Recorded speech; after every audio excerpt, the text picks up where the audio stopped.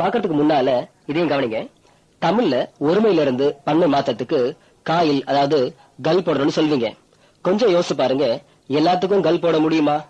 ஆனா பல இடங்கள்ல கல் தான் போடணும், சில இடங்கள்ல தான் மாறி வரும். கவனிங்க, பல் பற்கள், இங்க இல்லு இர்ரா மாறுது. சொல் சொற்கள், இங்கேயும் இல்லு இர்ரா மாறுது. ஆனா இங்க பாருங்க, மரம் மரங்கள், இங்க இம்மு இங்கா மாறுது. புத்தகம் புத்தகங்கள், இங்கேயும் இம்மு இங்கா மாறுது. இத பாருங்க, ஈக்கள், இங்க இக்குன்ற புது எழுத்தையே போடுறோம். பூக்கள், இங்கேயும் இக்குன்ற புது எழுத்தையே போடுறோம். தமிழ் நம்ம தாய்மொழின்றதுனால இது போல பிரச்சனை எல்லாம் வரது கிடையாது. இந்த இடங்கள்லாம் நமக்கு பிரச்சனை வரது கிடையாது. இதே போலதான் இங்கிலீஷ்லயும் எல்லா இடங்கள்லயும் எஸ் போட முடியாது. சில இடங்கள்ல இஎஸ் வரும், சில இடங்கள்ல ஐஎஸ் வரும், இன்னும் சில இடங்கள்ல விஎஸ் வரும். ஏன் இப்படி வருது, இதுக்கெல்லாம் என்ன ரூல்ஸ், அதெல்லாம் ஒவ்வொன்னா பார்க்கலாம். ஃபர்ஸ்ட் ரூல் பாருங்க, add s with singular noun, அதாவது சிங்குலர் கூட எஸ் சேர்த்தா ப்ளூரல் கிடைக்கும். இது எல்லாருக்கும் தெரிஞ்ச ரூல். எக்ஸாம்பிள்ஸ் பாருங்க, pen pens, book books, school schools, car cars, train trains, இது போல சொல்லிட்டே போலாம். செகண்ட் ரூல பாருங்க, B add es with the singular noun if the noun ends with s, ss, ch, sh, x and z. அதாவது ஒரு noun முடியும் போது s, ss, ch, sh, x, z இதுல முடிஞ்சா es சேர்க்கணும், அவ்வளவுதான். எக்ஸாம்பிள்ஸ் பாருங்க, பஸ் பஸ்ஸஸ், பஸ் பாருங்க எஸ்ல முடியுது, அதனால es போட்டிருக்கேன். கிளாஸஸ் கிளாஸ் டபிள்எஸ்ல முடியுது, அதனால es போட்டிருக்கேன். வாட்சஸ் வாட்ச் சிஹெச்ல முடியுது, அதனால es போட்டிருக்கேன். பிரஷஸ் பிரஷ் எஸ்ஹெச்ல முடியுது, அதனால es போட்டிருக்கேன். பாக்ஸஸ் பாக்ஸ் எக்ஸ்ல முடியுது, அதனால es போட்டிருக்கேன். குவாட்ஸஸ் குவாட்ஸ் ஜெட்ல முடியுது, அதனால es சேர்த்திருக்கேன். குவாட்ஸ்னா படிகம்னு அர்த்தம். இது போல எந்தெந்த நவுன்லாம் s, ss, ch, sh, x, z இதுல முடியுதோ அது எல்லாத்துக்கும் es சேர்க்கணும், அவ்வளவுதான். இப்போ அடுத்த ரூல் பாருங்க, add es with singular noun if the noun ends with o and followed by a consonant. அதாவது ஒரு நவுனுடைய கடைசி எழுத்து ஓவா இருந்து அதுக்கு முன் எழுத்து மெய் எழுத்தா இருந்தா es சேர்க்கணும். சரியா? மெய் எழுத்துன்றது என்ன, அந்த 21 பாத்தீங்கல்ல, அதான். எக்ஸாம்பிள்ஸ் கவனிங்க. மேங்கோஸ் மேங்கோ ஓல முடியுது, அதுக்கு முன்னால ஜி இருக்கு, ஜி கான்சனன்ட், அதனால es சேர்க்கணும். ஹீரோஸ் ஹீரோ ஓல முடியுது, அதுக்கு முன்னால ஆர் இருக்கு, ஆர் ஒரு கான்சனன்ட், அதனால es சேர்க்கணும். பொட்டேட்டோஸ் பொட்டேட்டோ ஓல முடியுது, அதுக்கு முன்னால டி இருக்கு, டி ஒரு கான்சனன்ட், அதனால es சேர்க்கணும். பஃபலோஸ் பஃபலோ ஓல முடியுது, அதுக்கு முன்னால எல் இருக்கு, எல் ஒரு கான்சனன்ட், அதனால es சேர்க்கணும். நீக்ரோஸ் நீக்ரோ ஓல முடியுது, அதுக்கு முன்னால ஆர் இருக்கு, ஆர் ஒரு கான்சனன்ட், அதனால es சேர்க்கணும். இது போல ஓல முடிஞ்சு அதுக்கு முன்னால கான்சனன்ட் இருக்கிற வார்த்தை எல்லாத்துக்கும் es சேர்க்கணும். என்ன புரியுதா? அடுத்த ரூல் பார்க்கலாம். D add s with a singular noun if the noun ends with o and followed by a bubble. அதாவது நவுன் ஓல முடிஞ்சு அதுக்கு முன் எழுத்து உயிரெழுத்தா இருந்தா, அதாவது AEIOU இதுல ஏதாவது ஒன்னா இருந்தா வெறும் எஸ் மட்டும் தான் சேர்க்கணும். சரியா? இப்போ எக்ஸாம்பிள்ஸ பாருங்க. ரேடியோஸ் ரேடியோ ஓல முடியுது, அதுக்கு முன்னால ஐ இருக்கு, ஐ பவல், அதனால எஸ் மட்டும் சேர்க்கணும். ஜூஸ் ஜூ ஓல முடியுது, அதுக்கு முன்னால ஓ இருக்கு, ஓ என்ன பவல், அதனால எஸ் சேர்க்கணும். அடுத்து லியோஸ் லியோ ஓல முடியுது, அதுக்கு முன்னால என்ன இருக்கு, இ இருக்கு, இ என்ன பவல், அதனால எஸ் மட்டும் சேர்க்கணும். ஸ்டுடியோஸ் ஸ்டுடியோ ஓல முடியுது, ஓக்கு முன்னால ஐ இருக்கு, ஐ ஒரு வவல், அதனால எஸ் மட்டும் போடணும். இது போல ஓல முடிகிற நவுனுக்கு எல்லாம் ஈஸியா ப்ளூரல் ஃபார்ம் பண்ணலாம். அடுத்து ஃபிஃப்த் ரூல பாருங்க. Fifth rule, add ies with a singular noun if the noun ends with y and followed by a consonant. Here drop y. அதாவது ஒரு நவுன் yல முடிஞ்சு அதுக்கு முன்னால மெய்யெழுத்து இருந்தா y விட்டுட்டு ies சேர்க்கணும். சில எக்ஸாம்பிள் சொல்றேன் பாருங்க. லேடிஸ் லேடி yல முடியுது, ஒய்க்கு முன்னால கான்ஸ்டன்ட். என்ன கான்ஸ்டன்ட்? அது டி இருக்கு. அதனால ஒய் எடுத்துட்டு ஐஎஸ் போடணும். பேபிஸ், பேபி ஒய்ல முடியுது. ஒய்க்கு முன்னால கான்ஸ்டன்ட் பி இருக்கு. அதனால ஒய்ய விட்டுட்டு ஐஎஸ் சேர்க்கணும். ஸ்டோரிஸ், ஸ்டோரி ஒய்ல முடியுது. ஒய்க்கு முன்னால ஆறுன்ற கான்ஸ்டன்ட் இருக்கு. அதனால ஒய்ய எடுத்துட்டு ஐஎஸ் போடணும். ஸ்டோரி என்ன ஆகும்? ஸ்டோரிஸ் ஆயிடும். அடுத்து சிட்டிஸ், சிட்டி ஒய்ல முடியுது. ஒய்க்கு முன்னால டீன்ற கான்ஸ்டன்ட் இருக்கு. அதனால ஒய்ய எடுத்துட்டு ஐஎஸ் போடணும். என்ன புரியுதா? அடுத்து பப்பீஸ், பப்பி ஒய்ல முடியுது. ஒய்க்கு முன்னால பீன்ற கான்ஸ்டன்ட் இருக்கு. அதனால ஒய்ய எடுத்துட்டு ஐஎஸ் சேர்க்கணும். சரியா? அப்புறம் பப்பின்னா நாய்க்குட்டி, கிட்டன்னா பூனைக்குட்டி, கிட்னா ஆட்டுக்குட்டி, லியோன்னா சிங்கக்குட்டி. இது போல ஒய்ல முடிகிற எல்லா நவுனுக்கும் ஈஸியா ப்ளூரல் ஃபார்ம் பண்ணலாம். இப்போ 6th ரூல பாருங்க. Add s with a singular noun if the noun ends with y and followed by a vowel. அதாவது ஒரு பெயர்ச்சொல் ஒய்ல முடிஞ்சு அதுக்கு முன் எழுத்து வவல், அதாவது உயிரெழுத்தா இருந்தா எஸ் மட்டும் சேர்க்கணும். கொடுத்திருக்க எக்ஸாம்பிள்ஸ் பாருங்க. பாய்ஸ், பாய் ஒய்ல முடியுது. ஒய்க்கு முன்னால ஓ இருக்கு. ஓ ஒரு உயிரெழுத்து. அதனால எஸ் மட்டும் சேர்க்கணும். கீஸ், கீ ஒய்ல முடியுது. ஒய்க்கு முன்னால ஈ இருக்கு. ஈ ஒரு வவல். அதனால எஸ் மட்டும் போடணும். வேஸ், வே ஒய்ல முடியுது. ஒய்க்கு முன்னால ஏ இருக்கு. ஏ ஒரு வவல். அதனால எஸ் மட்டும் சேர்க்கணும். அடுத்து கைஸ், கை, கைனா ஆன் ஒய்ல முடியுது. ஒய்க்கு முன்னால யூ இருக்கு. You vowel. அதனால எஸ் மட்டும் சேர்க்கணும். மங்கீஸ், மங்கி ஒய்ல முடியுது. ஒய்க்கு முன்னால ஈ இருக்கு. ஈ ஒரு வவல். அதனால எஸ் மட்டும் சேர்த்தா போதும். இது போல ஒய்ல முடிகிற எல்லா நவுனுக்கும் இந்த ரூல் பயன்படுத்தி ஈஸியா ப்ளூரல் ஃபார்ம் பண்ணலாம். என்ன புரிஞ்சுதா? இப்போ லாஸ்ட் ரூல் பத்தி பார்க்க போறோம். Add VES with a singular noun if the noun ends with F or FE. Here drop F or FE. இது கொடுத்திருக்க எக்ஸாம்பிள்ஸ் பாருங்க. லீவ்ஸ், லீஃப் Fல முடியுது. அதனால F விட்டுட்டு VES போடணும். wolves, wolf Fல முடியுது. அதனால F விட்டுட்டு VES போடணும். wolfனா ஓநாய். knives, knife FEல முடியுது. அதனால FE எடுத்துட்டு VES போடணும். wives, wife FEல முடியுது. அதனால FE விட்டுட்டு VES சேர்க்கணும். இது போல எதெல்லாம் F அல்லது FEல முடியுதோ அதெல்லாம் எடுத்துட்டு VES போட்டுக்கணும். அவ்வளவுதான். இது வரைக்கும் என்ன பாத்தீங்க?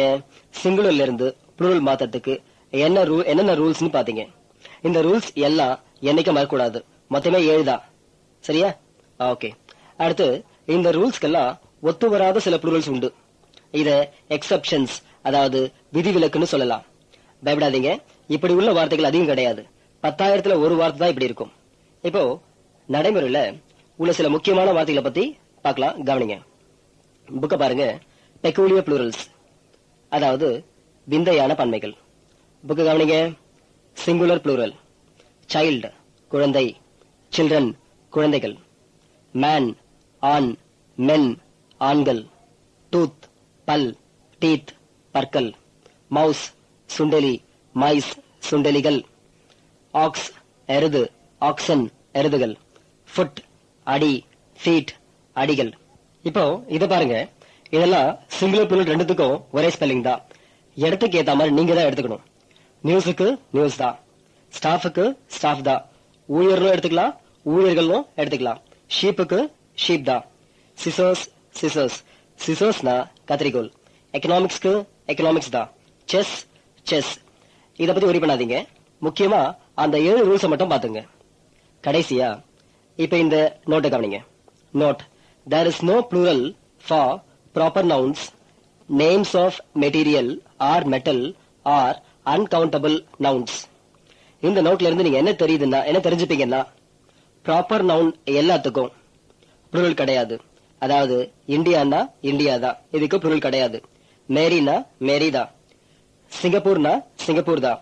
அப்புறம் மெட்டீரியல் நேம்க்கும் ப்ளூரல் கிடையாது. பிளாஸ்டிக், ரப்பர், கிளே, கிளேனா களிமண், கிளாஸ், ஃபைபர், இதுக்கெல்லாம் ப்ளூரல் கிடையாது. மெட்டல் பேருக்கும் ப்ளூரல் கிடையாது. அதாவது கோல்டு தங்கம், சில்வர் வெள்ளி, பிராஸ் பித்தளை, பிரான்ஸ் வெங்கலம், அயன் இரும்பு, அலுமினியம், இதுக்கும் ப்ளூரல் கிடையாது. அன்கவுண்டபிள் நவுன்ஸ், அதாவது எண்ண முடியாத நவுனுக்கும் plural கிடையாது. உதாரணத்துக்கு லவ், அன்பு, பெயின், வலி, பிரீஸ், தென்றல், லைட், ஒலி, ஹாப்பினஸ், மகிழ்ச்சி. இது போல ப்ராப்பர் நவுனுக்கு, மெட்டீரியல் நவுனுக்கு, மெட்டல் பேருக்கு, எண்ண முடியாத பொருட்கள், இது எல்லாத்துக்கும் plural ஃபார்மே கிடையாது. தமிழ்ல எதுக்கெல்லாம் plural கிடையாதோ அதுக்கெல்லாம் இங்கிலீஷும் கிடையாது, வேற எந்த லாங்குவேஜ்லயும் கிடையாது. இது வரைக்கும் இன்னைய கிளாஸ்ல நவுன்னா என்ன, காமன் நவுன், ப்ராப்பர் நவுன்னா என்னன்னு பாத்தீங்க. அடுத்து சிங்குலர்ல இருந்து plural எப்படி மாத்துறதுன்னு பாத்தீங்க இல்லையா? நான் எக்ஸசைஸ்ல என்ன செய்ய சொல்லிருக்கணும் அதை செஞ்சு பாருங்க. என்ன செய்வீங்க இல்லையா? இதுக்கு மேல டைம் இல்ல, அதனால இதோட இன்னைக்கு கிளாஸ முடிக்கிறேன். தேங்க்யூ. இன்னும் நிறைய தெரிஞ்சுக்கணும்னா என்னுடைய வீடியோ சிடியை வாங்கி பாருங்கள், ரொம்ப யூஸ்ஃபுல்லாக இருக்கும். இந்த சிடிஸ் இல்லாமல் நீங்கள் என்கிட்ட நேரடியாகவும் கற்றுக்கலாம், ஆன்லைனில் அதாவது ஸ்கைப் மூலமாகவும் கற்றுக்கலாம், அல்லது மொபைல் வழியாகவும் கற்றுக்கலாம். டீட்டெயில்ஸ் வேணும்னா என்னுடைய மொபைல் நம்பருக்கு கால் பண்ணுங்கள். 9444262000 அல்லது லேண்ட்லைன் நம்பர் 24333325க்கு கால் பண்ணுங்கள். நம்ம வெப்சைட் வந்து www.sagaenglish.in. அட்ரஸ் வந்து 568 அண்ணா சாலை, தேனாம்பேட்டை, சென்னை 18.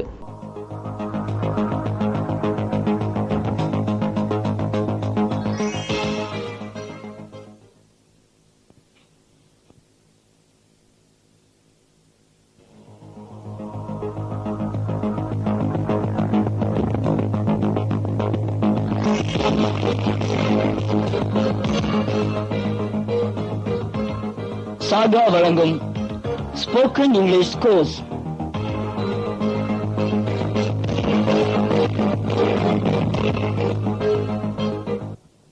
Good morning. நேற்று என்ன பார்த்தோம்? நவுன் பார்த்தோம். அப்புறம் அதை ப்ளூரலுக்கு எப்படி மாத்துறதுன்னு பார்த்தோம். என்ன எக்ஸசைஸ் செஞ்சு பாத்தீங்களா? இன்னைக்கு கிளாஸ்ல முக்கியமான பாடம் பார்க்க போறோம். பாடம் பேரு வெர்ப், அதாவது வினைச்சொல். இந்த பாடம் பார்க்கறதுக்கு முன்னால இந்த விஷயத்தை கவனிங்க. நீங்க என்ன நினைக்கலாம், என்னடா அது ஆடியோ கேசட் மூலமா இங்கிலீஷ் கத்துக்கிறோமே, திடீர்னு டவுட் வந்தா என்ன பண்றதுன்னு. கவலைப்படாதீங்க, உங்களுக்கு இடையில டவுட்டே வராத அளவுக்கு தான் நடத்துவேன். இதை எப்படி சொல்றேன்னா, நான் இந்த கோர்ஸை பல வருஷமா நடத்திட்டு வரதால ஸ்டூடெண்ட்ஸ்க்கு எங்கெங்க என்னென்ன சந்தேகங்கள் வரும்னு எனக்கு நல்லா தெரியும். என்ன ஒண்ணு, நீங்க சந்தேகம் கேட்கும் போது என்னால அதுக்கு விளக்கம் சொல்ல முடியாது. ஆனா இந்த கோர்ஸ் முடியறதுக்குள்ள உங்களுடைய எல்லா டவுட்ஸ்க்கும் விளக்கம் கிடைச்சிடும். அதனால இதை பத்தி ஒரி பண்ணாதீங்க. நீங்க கேட்கிற சந்தேகம் அந்த பாடத்தோட சம்பந்தப்பட்டதா இருந்தா கண்டிப்பா அந்த பாடம் முடியறதுக்குள்ள அந்த சந்தேகத்துக்கு விளக்கம் கிடைச்சிடும். அடுத்த பாடத்தோட சம்பந்தப்பட்ட சந்தேகத்தை இப்ப யோசிக்காதீங்க. ஏன்னா அந்த பாடம் எப்படி இருந்தாலும் நடத்த போறதா. என்ன புரியுதா? இப்ப எல்லாம் எந்த ஒரு ஸ்டூடெண்ட் என்கிட்ட டவுட் கேட்டாலும் அது ஏற்கனவே யாரோ ஒரு ஸ்டூடெண்ட் என்கிட்ட கேட்டதா தான் இருக்கும். இப்ப ஸ்டூடெண்ட் கேட்கிற எந்த சந்தேகமும் எனக்கு புதுசு இல்ல. பல இடங்கள்ல நீங்க கேட்காத சந்தேகங்களையும் நானே கேட்டு அதுக்கு விளக்கம் கொடுத்திருக்கேன். நான் சொல்றது எந்த அளவுக்கு உண்மைன்னு இந்த கோர்ஸ் முடியும் போது நீங்களே புரிஞ்சுப்பீங்க. இப்போ எந்த ஒரு படத்தையும் முழுசா பார்க்காம அந்த படம் நல்லா இருக்கு நல்லா இல்லைன்னு எந்த ஒரு ஒப்பீனியனும் சொல்ல முடியாது. முழுசா பார்த்தாதான் சொல்ல முடியும். அதே போலதான் இந்த கோர்ஸ முழுசா படிச்சாதான் இந்த கோர்ஸ்ல எவ்வளவு கத்துக்கிட்டீங்க, நல்லா இருக்கா நல்லா இல்லையான்னு ஒரு ஒப்பீனியன் சொல்ல முடியும். இல்லைன்னா உங்களால சொல்லவே முடியாது இல்லையா? இதையும் மீறி சந்தேகம் வந்தா நான் டவுட்ஸ் கிளியர் பண்றதுக்காக நடத்த போற கிளாஸ்ல கலந்துக்கிட்டு உங்க டவுட்ஸை கிளியர் பண்ணிக்கலாம். சரியா? இப்போ பாடத்துக்கு வரலாம். பாடம் பேரு வெர்ப், அதாவது வினைச்சொல். வெர்ப்னா என்ன? புக்க பாருங்க. The verb that refers to any action is called verb. எந்த வார்த்தை ஒரு செயலை குறிக்கிறதோ அது வினைச்சொல். உலகத்துல எவ்வளவு செயல்கள் நமக்கு தெரிஞ்சோ தெரியாமலோ நடந்துகிட்டு இருக்கு. உங்க வீட்டுல பாருங்க, ஃபேன் ஓடிக்கிட்டு இருக்கு, நீங்க படிச்சுக்கிட்டு இருக்கீங்க, நான் இங்கிலீஷ் சொல்லி கொடுத்துட்டு இருக்கேன், நீங்க உட்கார்ந்துட்டு இருக்கீங்க, நான் நின்றுகிட்டு இருக்கேன், நாய் கழிச்சுக்கிட்டு இருக்கு. இது போல செயலை குறிக்கிற எல்லா வார்த்தைகளும் வினைச்சொல் தான். அதாவது running, learning, teaching, sitting, standing, packing, இது எல்லாத்தையும் இங்கிலீஷ்ல வெர்ப்னு சொல்வோம். அப்புறம் இதை நான் ஏன் முக்கியமான பாடம் சொல்றேன்னா, இங்கிலீஷ்ல எந்த வாக்கியத்தை எடுத்தாலும் அதுல ஒரு வெர்ப் இருக்கும். வெர்ப் இல்லாம எந்த ஒரு வாக்கியமும் பார்க்க முடியாது. அது எவ்வளவு சின்ன வாக்கியமா இருந்தாலும் சரி, அதுல வெர்ப் இருக்கும். இதை நீங்க என்னைக்கும் மறக்க கூடாது. இப்போ விஷயத்துக்கு வரலாம். There are two types of verb. they are strong verb and weak verb. அதாவது verbல 2 types இருக்கு, ரெண்டு வகைகள் இருக்கு. ஒன்னு strong verb, இன்னொன்னு weak verb. இப்போ strong verbனா என்ன, weak verbனா என்னன்னு எக்ஸ்பிளைன் பண்றேன், கவனிங்க. முதல்ல strong verb பார்க்கலாம். strong verb, the verb that does not require ed for its past tense and past participle is called strong verb. அதாவது எந்த verb-உடைய past tense-க்கும் past participle-க்கும் ed சேர்க்க கூடாதோ அதான் strong verb. past tense-னா என்ன, past participle-னா என்னன்னு வரப்போற கிளாஸ்ல நடத்துவேன். இப்ப நீங்க அதை நினைச்சு கன்ஃபியூஸ் பண்ணிக்க வேணாம். மறுபடியும் சொல்றேன், அதை நினைச்சு கன்ஃபியூஸ் பண்ணிக்காதீங்க, ஏன்னா நடத்த போறதுதான்.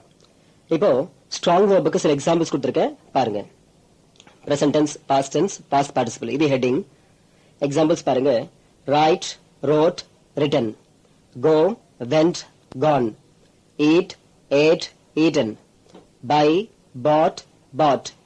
Cut, cut, cut.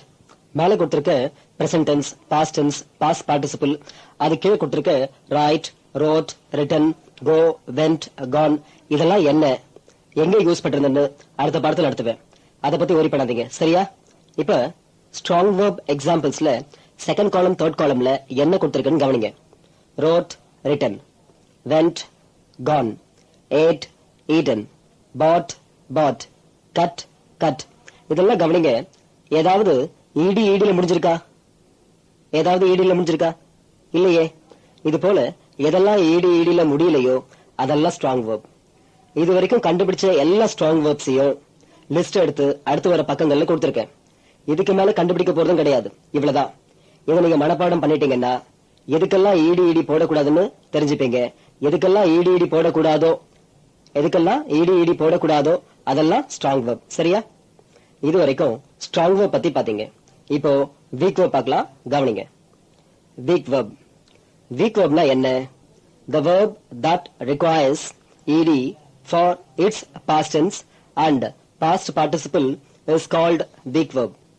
அதாவது எந்த verb-உடைய past tense-க்கும் past participle-க்கும் ed சேர்க்கணுமோ அதான் weak verb. Examples கவனிங்க. present tense, past tense, past participle. call, called, called. pass, passed, passed. print, printed, printed. love, loud, loud. close, closed, closed. இந்த எக்ஸாம்பிள்ஸ்ல past tense, past participle-க்கு கீழே கொடுத்திருக்க verb பாருங்க. called, called. passed, passed. printed, printed. loud, loud. closed, closed. இதுல எல்லாமே ed-ல முடியுது. இது போல ed-ல முடிகிற verb எல்லாமே weak verb. weak verb பொறுத்த வரைக்கும் யாரோ எண்ணி எத்தனைதான் இருக்குன்னு சொல்ல முடியாது, லிஸ்ட் எடுக்க முடியாது. நான் லிஸ்ட்ல கொடுத்திருக்க ஸ்ட்ராங் verb தவிர மிச்ச எல்லாமே weak verb தான். அப்புறம் டிக்ஷனரியில எந்தெந்த வார்த்தைக்கு பக்கத்துல பிராக்கெட்ல வீன் போட்டிருக்கோ அது எல்லாமே verb. டிக்ஷனரியில இது ஸ்ட்ராங் verb, weak verbனு கொடுத்திருக்காது, நீங்க தான் பிரிச்சு எடுத்துக்கணும். இது வரைக்கும் எதுக்கு ed சேர்க்கணுமோ அது weak verb, எதுக்கு சேர்க்க தேவையில்லையோ அது ஸ்ட்ராங் verbனு பாத்தீங்க. மத்தபடி ஸ்ட்ராங் verbுக்கும் weak verbுக்கும் வித்தியாசம் ஒண்ணும் இல்ல. இதுக்கெல்லாம் தமிழ்ல என்ன அர்த்தம்னு கேட்காதீங்க. அதாவது ஸ்ட்ராங் verbனா என்ன, weak verbனா என்னன்னு கேட்காதீங்க. அதாவது ஸ்ட்ராங் verbனா ஸ்ட்ராங்கா இருக்கும், வீக் verbனா வீக்கா இருக்கும்னு எடுத்துக்க முடியாது. சரி, இப்போ புக்ல என்ன கொடுத்திருக்கேன்னு படிங்க. We can further classify the verb into 5 forms for our easy understanding. இப்போ நான் என்ன பண்ண போறேன்னா அடுத்த பாடத்தை நாம ஈஸியா புரிஞ்சுக்கிறதுக்காக இந்த verb 5 ஃபார்ம்ஸா எழுத போறேன். ஈஸி தான், கவனிங்க. இது என்னுடைய method. break, breaks, breaking, broke, broken. play, plays, playing, played, played. go, goes, going, went, gone. try, tries, trying, tried, tried. pass, passes, passing, passed, passed. பொதுவா ஸ்கூல்ல right, wrote, written, go, went, Khan இப்படிதான் சொல்லி கொடுப்பாங்க. ஆனா இப்ப நான் இது கூட 2 வார்த்தைகளை சேர்த்திருக்கேன். மேல நான் 1, 2, 3, 4, 5 கொடுத்திருக்கேன் இல்லையா? அத first form, second form, third form, fourth form, fifth ஃபார்ம்னு எடுத்துங்க.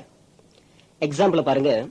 இப்போ பிரேக் ஃபர்ஸ்ட் ஃபார்ம், அது கூட எஸ் சேர்த்தா பிரேக்ஸ் கிடைக்கும், இது செகண்ட் ஃபார்ம். அதே பிரேக் கூட ஐஎன்ஜி சேர்த்தா breaking கிடைக்கும். இது third form. broke fourth form, broken fifth form. அடுத்து பாருங்க, play first form. yes சேர்த்தா plays, இது second form. ing சேர்த்தா playing, இது third form. played fourth form, played fifth form. இது weak formன்றதுனால ed முடியுது. இதுல இருந்து என்ன தெரியுதுன்னா, first form கூட, அதாவது first form கூட yes சேர்த்தா second form கிடைக்கும். அதே first form கூட ing சேர்த்தா third form கிடைக்கும். strong verb இருந்தா fourthக்கும் fifthக்கும் நான் லிஸ்ட்ல என்ன கொடுத்திருக்கணும் அது. weak verb இருந்தா கண்ணை மூடிக்கிட்டு ed போட்டுடலாம். strong verbையும் 5 forms எழுதலாம், weak verbையும் 5 forms எழுதலாம். இப்போ எக்ஸாம்பிள்ஸ் மறுபடியும் படிக்கிறேன், கவனிங்க. break, breaks, breaking, broke, broken. play, plays, playing, played, played. go, goes, going, went, gone. try, tries, trying, tried, tried. pass, passes, passing, past, past. இங்கிலீஷ்ல இருக்க எல்லா வேர்பையும் 5 ஃபார்ம்ஸ் எழுதலாம். இப்ப நான் கொடுத்திருக்க நோட்டை கவனிங்க. note 1. only the first form has meaning in the dictionary. அதாவது டிக்ஷனரியில ஃபர்ஸ்ட் ஃபார்முக்கு மட்டும் தான் மீனிங் இருக்கும். Second form, third form, fourth form, fifth form இதுக்கெல்லாம் மீனிங் எந்த டிக்ஷனரியும் இருக்காது. நீங்க பேப்பர் படிக்கும் போதோ புக் படிக்கும் போதோ second form, third form, fourth form, fifth form இதெல்லாம் வந்தா அதை ஃபர்ஸ்ட் ஃபார்முக்கு மாத்திக்கிட்டு அதுக்கு தான் மீனிங் பார்க்கணும். அதான் இருக்கும். உதாரணத்துக்கு அரஸ்டட்னு இருந்தா ed எடுத்துட்டு அரஸ்டுக்கு தான் மீனிங் பார்க்கணும். அதான் இருக்கும். ரிசைனிங்க்கு ing எடுத்துட்டு ரிசைனுக்கு தான் மீனிங் பார்க்கணும். அதான் இருக்கும். அதே போல டேக்ஸ்னா எஸ் எடுத்துட்டு டேக்குக்கு தான் மீனிங் பார்க்கணும். அதான் இருக்கும். என்ன புரியுதா? சரி, அடுத்த நோட்டை கவனிங்க. note 2. the rules for forming plural also apply for forming second form of the verb. இந்த நோட்டை கவனிங்க. சிங்குலர்ல இருந்து plural மாத்தத்துக்கும் எஸ் சேர்க்கிறோம். ஃபர்ஸ்ட் ஃபார்ம்ல இருந்து செகண்ட் ஃபார்ம் மாத்தத்துக்கும் எஸ் சேர்க்கிறோம். ஆக அங்கேயும் எஸ் சேர்க்கிறோம், இங்கேயும் எஸ் சேர்க்கிறோம். நேற்று சிங்குலர்ல இருந்து plural மாத்தத்துக்கு என்னென்ன ரூல்ஸ் பாத்தீங்களோ அந்த ரூல்ஸ் எல்லாம் இங்கேயும் அப்ளை ஆகும். இப்ப நான் மேல கொடுத்திருக்க எக்ஸாம்பிள்ஸ்ல ஃபர்ஸ்ட் ஃபார்மையும் செகண்ட் ஃபார்மையும் கவனிங்க. play, plays. play பாருங்க ஒய்ல முடியுது, முன்னால ஏ இருக்கு, ஏ வவல், அதனால எஸ் மட்டும் போட்டிருக்கேன். go, goes. go பாருங்க ஓல முடியுது, ஓக்கு முன்னால ஜி இருக்கு, ஜி ஒரு கான்ஸ்டன்ட், அதனால இஎஸ் போட்டிருக்கேன். try, tries. try பாருங்க ஒய்ல முடியுது, ஒய்க்கு முன்னால ஆர் இருக்கு, ஆர் ஒரு கான்ஸ்டன்ட், அதனால ஒய்ய விட்டுட்டு ஐஎஸ் சேர்த்திருக்கேன். அடுத்து பாஸ், passes. பாஸ் டபுள் எஸ்ல முடியுது, அதனால இஎஸ் போட்டிருக்கேன். இது போல ஃபர்ஸ்ட் ஃபார்ம்ல இருந்து செகண்ட் ஃபார்முக்கு மாத்தத்துக்கு அந்த ரூல்ஸ அப்படியே யூஸ் பண்ணிக்கணும். இப்போ நான் ஸ்ட்ராங் வேர்புக்கு உங்க புக்ல ஒரு லிஸ்ட் கொடுத்திருக்கேன் இல்லையா? அத பத்தி கொஞ்சம் சொல்றேன், கவனிங்க. உங்களுக்கு முதல்லயே சொன்னேன், இங்கிலீஷ்ல இருக்க மொத்த ஸ்ட்ராங் வேர்பும் இவ்வளவுதான். இந்த லிஸ்ட்ல ஃபர்ஸ்ட் ஃபார்ம் கொடுத்திருக்கேன், ஃபோர்த் ஃபார்ம் கொடுத்திருக்கேன், ஃபிஃப்த் ஃபார்ம் கொடுத்திருக்கேன். செகண்ட் ஃபார்மும் தேர்ட் ஃபார்மும் கொடுக்கல. காரணம், செகண்ட் ஃபார்ம் தேர்ட் ஃபார்ம் ரொம்ப ஈஸி. ஃபர்ஸ்ட் ஃபார்ம் கூட எஸ் சேர்த்தா செகண்ட் ஃபார்ம், அதே ஃபர்ஸ்ட் ஃபார்ம் கூட ஐஎன் சேர்த்தா தேர்ட் ஃபார்ம், அதனால கொடுக்கல. அப்புறம் லிஸ்ட்ல சில ஸ்ட்ராங் வேர்புடைய ஃபோர்த் ஃபார்முக்கும் ஃபிஃப்த் ஃபார்முக்கும் பக்கத்துல பிராக்கெட்ல இன்னொரு வார்த்தையும் கொடுத்திருக்கேன். அது என்னன்னா, பிராக்கெட்ல இருக்க வார்த்தையும் யூஸ் பண்ணிக்கலாம், தப்பு இல்ல. உதாரணத்துக்கு burn, burnt, burntனு சொல்லலாம், burned, burnedனு ed சேர்த்து சொல்லலாம். இது போல ஒரு சில verbs ஸ்ட்ராங்காவும் வரும், வீக்காவும் வரும். இதுக்கெல்லாம் இது போல ரெண்டு விதமா வருமோ அதெல்லாம் அங்கங்க பிராக்கெட்ல கொடுத்திருக்கேன், அதனால worry பண்ணாதீங்க. அப்புறம் இன்னொன்னு, ரீட்ன்ற வார்த்தையை பாருங்க. இத ரீட், ரெட், ரெட்னு உச்சரிக்கணும். உச்சரிப்பு ரெட் ரெட்னு வரும், ஆனா ஸ்பெல்லிங் READ தான். இப்போ லிஸ்ட்ல இருக்க எல்லா ஸ்ட்ராங் வேர்ப்ஸையும் நீங்க அப்படியே மனப்பாடம் செய்யணும், அர்த்தமும் சேர்த்து. அப்பதான் எதுக்கெல்லாம் ED சேர்க்க கூடாதுன்னு தெரிஞ்சுப்பீங்க, சரியா?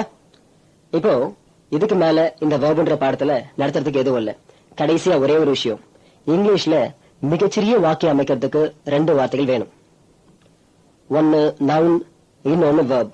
அதுவும் முதல் வார்த்தை நவுனா இருக்கணும், ரெண்டாவது வார்த்தை வேர்பா இருக்கணும். இந்த ஆர்டரை மாத்தக்கூடாது. மிகப்பெரிய வாக்கியம் அமைக்கிறதுக்கு எத்தனை வார்த்தைகள் சார் வரும்னா அது எழுதுறவங்க திறமையை பொறுத்து இருக்கு. இப்போ ஒரு நவுனையும் ஒரு வேர்பையும் சேர்த்தா ஒரு சென்டென்ஸ் ரெடி ஆயிடும். உதாரணத்துக்கு கண்ணன் ஸ்லெப்ட். இந்த வாக்கியத்தை பாருங்க. கண்ணன் நவுன், ஆள் பேரு. ஸ்லெப்ட் என்ன? வேர்ப். இப்போ கண்ணன் தூங்கினான்ற முழுமையான வாக்கியம் கிடைச்சிருக்கு இல்லையா? இது போல நீங்களும் ஏதாவது ஒரு நவுனையும் வேர்பையும் வச்சு ஈஸியா ஒரு வாக்கியம் அமைக்க முடியும். ஞாபகம் இருக்கா? நீங்க சேரும் போது நான் ஒரு கேரண்டி கொடுத்தேன். என்ன கொடுத்தேன்? சேர்ந்த ஒரே வாரத்துல நீங்க ஒவ்வொருத்தரும் சொந்தமா ஒரு வாக்கியம் அமைப்பீங்கன்னு சொன்னேன். பாத்தீங்களா, இன்னில இருந்து நீங்களும் அர்த்தமுள்ள முழுமையான வாக்கியம் அமைக்க தயாராயிட்டீங்க. என்ன திருப்தியா? இது வரைக்கும் என்ன பாத்தீங்க? வேர்ப்னா என்ன, அப்புறம் அதுல ஸ்ட்ராங் வேர்ப்னா என்ன, வீக் வேர்ப்னா என்னன்னு பாத்தீங்க.